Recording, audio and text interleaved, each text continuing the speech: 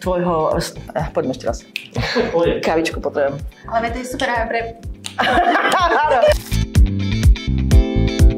Splňujete dve dôležité podmienky. Máte diagnózu podnikateľ a zároveň žijete človečinu vo firme. A tak by sme chceli darovať jednu našu človečinu. Ďakujem veľmi pekne.